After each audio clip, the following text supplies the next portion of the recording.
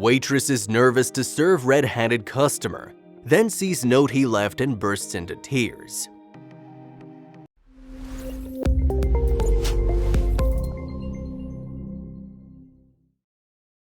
But before we start, please take a moment to give this video a like, subscribe to HappyWorld, and hit the bell so you'll never miss these great stories. On a January weekend in 2017, Rosalynd Harris was working her shift at a restaurant when a group of men in bright red hats walked in.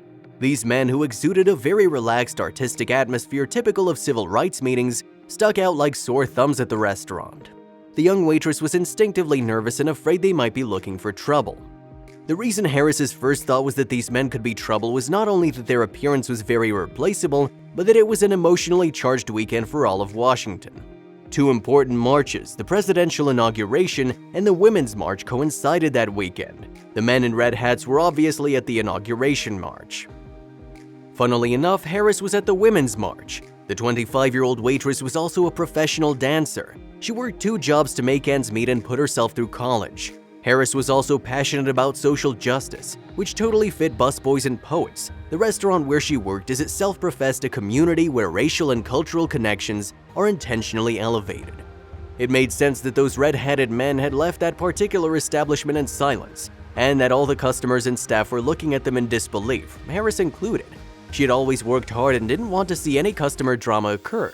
Unexpectedly, Harris would soon realize that her initial instinct was totally unfair, and the encounter would teach her an important lesson.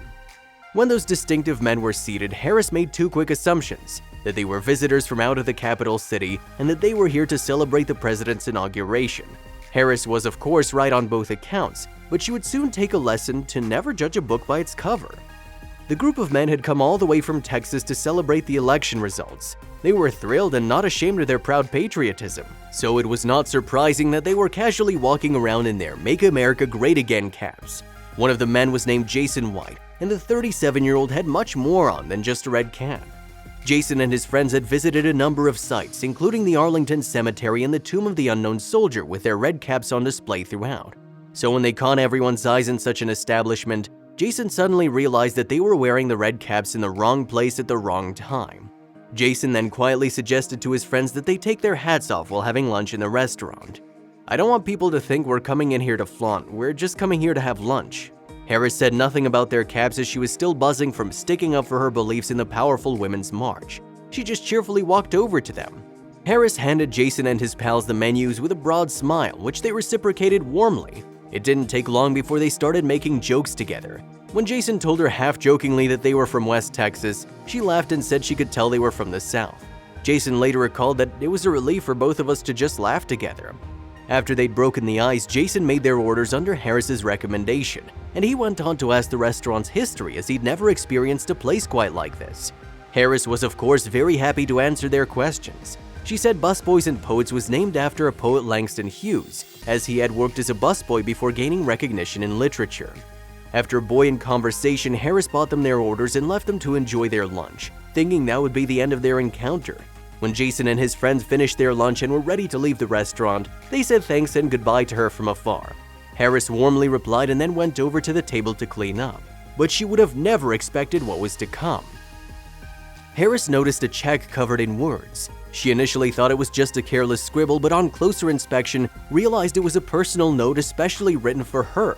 Harris got interested in the words that read, "We may come from different cultures and may disagree on certain issues. If everyone would share a smile and kindness like your beautiful smile, our country will come together as one people." With each sentence, Harris was more and more touched by the heartfelt message. The note concluded with words, "Not race, not gender, just American, God bless."